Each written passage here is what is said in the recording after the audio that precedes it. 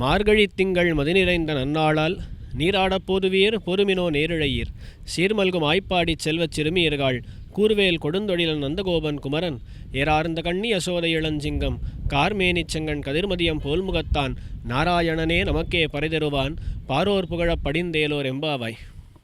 ஆண்டாள் அருளி செய்திருக்கக்கூடிய திருப்பாவையினுடைய முதல் பாசுரத்தை இன்று நாம் பார்க்கப் போகிறோம். ஆண்டாள் பெரியாழ்வாருடைய பெண்பிள்ளை. அவள் ஸ்ரீவில்லிபுத்தூரிலே பிறந்தவள். அந்த ஆண்டாள் கண்ணனிடத்திலே இருக்கக்கூடிய மிகுந்த காதலினாலே அவரிடத்திலே மனம் செலுத்தி அப்படியே ஆய்ப்பாடிக்கு சென்று விடுகிறாள். ஆய்ப்பாடியில் இருக்கக்கூடிய ஒரு பெண்பிள்ளையாக தன்னை பாவித்து கொள்கிறாள். அப்படிப்பட்ட ஆண்டாள் கண்ணனை பெற வேண்டும் என்பதற்காக ஒரு நோன்பு நோற்பதாக 30 பாசுரங்கள் பாடுகிறாள். அதிலே முதல் பாசுரம்தான் இதோ மார்கழி திங்கள் என்கிற இந்த பாசுரம். இந்த பாசுரத்தில் ஆண்டாள் சொல்லுவது என்ன? மார்கழி திங்கள் மதி நிறைந்த நன்னாளால். பொதுவாக நாம் நல்ல முகூர்த்தத்துக்காகன்னு தேடுவோம். ஒரு நல்ல காரியம் பண்ண வேண்டும், முகூர்த்தத்துக்காகன்னு தேடினால் அதுக்கு எவ்வளவோ கஷ்டப்பட வேண்டி இருக்கிறது. அதுவும் இந்த காலத்தில் ஞாயிற்றுக்கிழமை தான் முகூர்த்தம் வர வேண்டும் என்று சொன்னால் மிகவும் கடினம். அந்த மாதிரி நமக்கு முகூர்த்தம் கிடைப்பது கஷ்டமாக இருக்கு. ஆண்டாள் நோன்பு நோற்க வேண்டும் என்று நினைத்த உடனே நல்ல நாள் அமைந்ததாம். அப்போ நல்ல காரியம் பண்ண வேண்டும் என்று நினைத்தால் நல்ல முகூர்த்தம் தன்னிடையே அமையும். அதற்கு மேலே ஆண்டாள் தன்னுடைய தோழிகளையெல்லாம் குறித்து சொல்கிறாள்.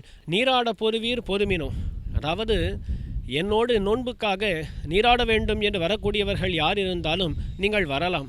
வருவதற்கு தகுதி என்ன இருக்குது? நீராட பொறுவீர் பொறுமினோ, ஆசைக்கு மேற்பட எந்த தகுதியும் வேண்டாம், நீங்கள் யார் வேணுமென்னாலும் வரலாம் என்று சொல்கிறாள். அதே போலத்தான் ஆன்மீகத்தை கற்க வேண்டுமா, அதற்கு எந்த தகுதியும் வேண்டாம், ஆசை இருந்தால் போதும் இறைவன் அடியை நாம் அடைந்து விடலாம். அவ்விதமாக நீராட பொறுவீர் பொறுமினோ என்று கூப்பிட்டு தோழிகளெல்லாம் கேட்கிறார்கள். சரி ஆண்டாள், நாம் போகலாம். போனால் நமக்கு யார் காரியம் பண்ணுவார்கள்? ஆண்டாள் சொல்கிறாள், நாராயணனே நமக்கே பறை தருவான். அந்த நாராயணன் தான் நமக்கு வேண்டிய பறையை கொடுப்பான். நோன்பு நோற்க வேண்டும் என்றால் அதற்கு பலவிதமான கருவிகள் எல்லாம் வேண்டும்.